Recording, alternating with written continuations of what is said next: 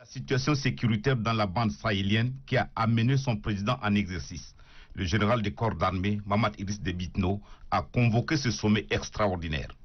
Cette urgence s'explique par l'aggravation de l'activisme potentiel du retrait demandé par l'ONU des mercenaires armés étrangers opérant en Libye et la perspective de reconfiguration de la force française au Sahel annoncée par le président Emmanuel Macron.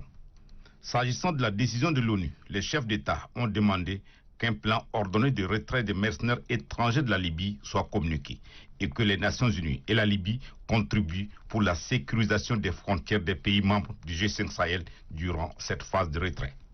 Quant à la reconfiguration du dispositif militaire français au Sahel, le président français a tenu à préciser qu'elle sera basée sur l'approche coopération-partenariat-réassurance, laquelle s'inscrit dans la logique des décisions du sommet de Pau en janvier 2020 et celui de N'Djamena en février 2021. Cette approche paraît plus efficace et intègre l'idéologie de la sahélisation et de l'internationalisation de la lutte contre le terrorisme au Sahel. D'autres sujets, et non des moindres, ont aussi fait l'objet des échanges entre les chefs d'État.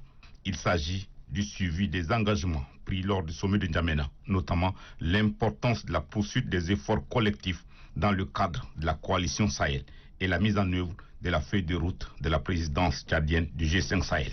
La transition au Mali et au Tchad ont été aussi abordées par les chefs d'État. Ils ont pris acte de la volonté des autorités de transition dans ces deux pays à respecter leurs engagements par la mise en place de nouvelles constitutions et l'organisation des élections libres, crédibles, transparentes et inclusives aux échéances prévues.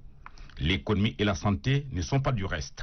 Les chefs d'État ont invité les partenaires du G5 Sahel à considérer le contexte sanitaire lié à la pandémie de Covid-19 et ses conséquences socio-économiques qui aggraveront encore la pauvreté au Sahel. D'où l'appel pour des appuis conséquents pour le développement de la région et la restructuration de la dette des pays du Sahel. Arrivé au terme de son mandat, le Nigérien Maman Sambo Sidikou cède les rênes du secrétariat exécutif du G5 Sahel au Burkinabé Thierry Yamdiaogo Eric. Il a été désigné par consensus par les chefs d'État à l'issue du sommet. Ce cinquième sommet extraordinaire est marqué par les hommages appuyés en mémoire du maréchal du Tchad, Idriss Déby Itno, l'un des pionniers du G5 Sahel et farouche défenseur de la cause du Sahel, mort tragiquement en avril dernier. Le départ escompté de tous les mercenaires combattants étrangers et des bandes armées de Libye constitue une menace pour la sécurité des pays du G5 Sahel et de la sous-région. Les événements douloureux et tragiques survenus en avril dernier au Tchad en sont la triste preuve. À cet égard, il nous paraît urgent et primordial de réfléchir en tant que G5 Sahel sur cette question en vue de propositions consistantes. Demander aux États-Unis et à la Libye d'établir et de communiquer un plan de retrait ordonné des bandes armées étrangères de Libye et de contribuer à la sécurisation des frontières du G5 Sahel durant la phase de retrait.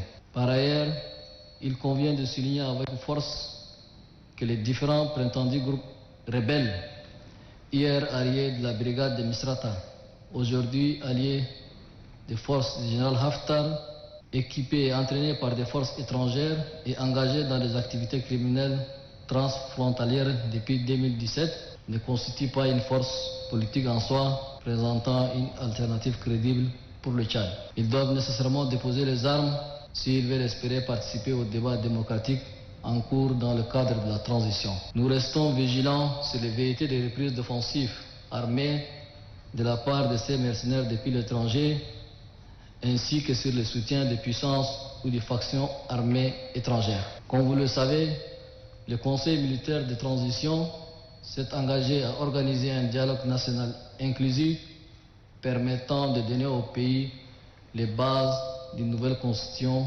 avant la tenue, dans la période de transition de 18 mois, de nouvelles élections démocratiques, libres et transparentes. Dans sa ferme volonté de conduire ce processus politique à son terme, le Conseil militaire de transition compte sur le précieux soutien indispensable des pays frères et amis.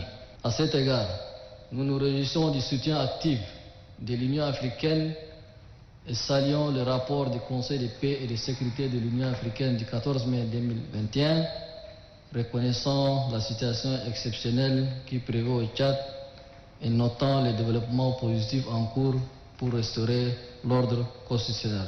Pour conclure, permettez-moi, au nom des chefs d'État du G5 Sahel, de remercier très chaleureusement la France pour la constance de son engagement à nos côtés et son accompagnement indéfectible.